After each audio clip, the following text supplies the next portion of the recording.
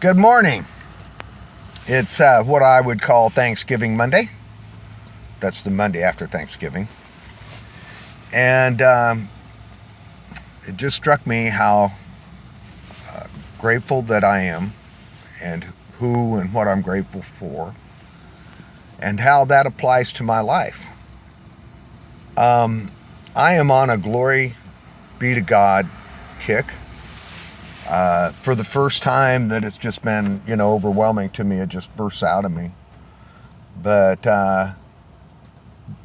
the amount of...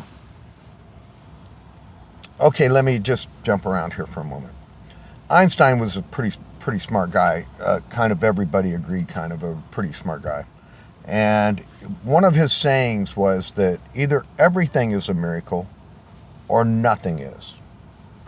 I choose everything. Okay? Now, rolling that into a little ball,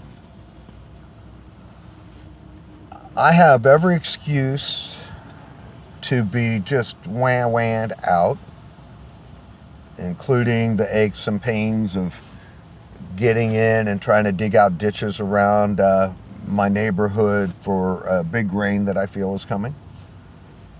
Down to feeling alone, isolated, complacent, a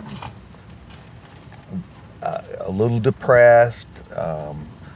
And the thing that's shocking me out of all of this isn't I'm having all of this because of this, that, or the other. I'm having this because, glory be to God. I was over at the Seahawk headquarters and was carrying around there. And,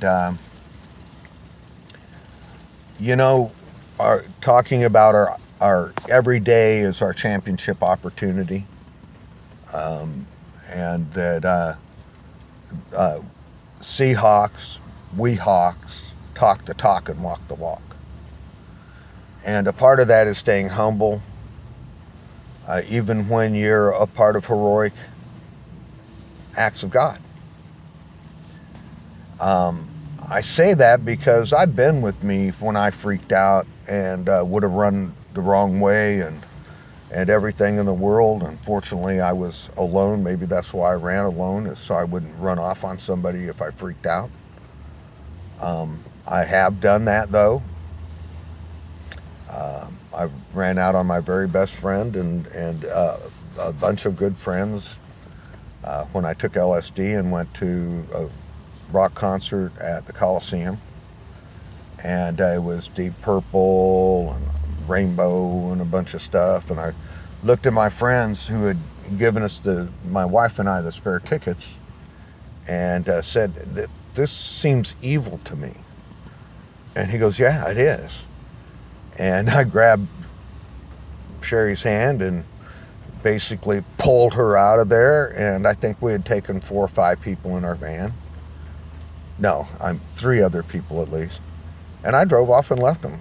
Now, they were all with our friends, and we were all with our friends, and they all had a ride. But I gave everybody a chance on the way out. I said, "I'm out of here, man." Well, now we have a great evil that I can't grab my wife's hand and run out on. And I just want even those of you who are caught up in the very worst of it to know something. That if you hit a place in your life that you can't go on any longer with the SOB that you have become, I invite you to invite the Holy Spirit of God into your life to open that door. Let me give you some safeguards.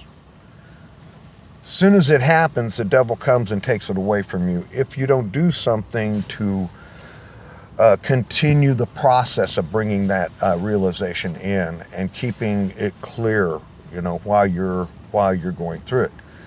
With me, my born again experience lasted over a month, where I was just in total awe.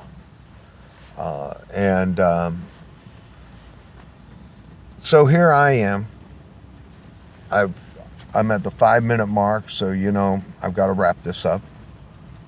And I'd like to wrap it up by saying this. My dad would be 108. My mom would be 107. I'm not going to talk about my son and his age because I'm not going to start crying right now. But I will say this. We never lose them. And we never lose God or love unless we cut ourselves off from it.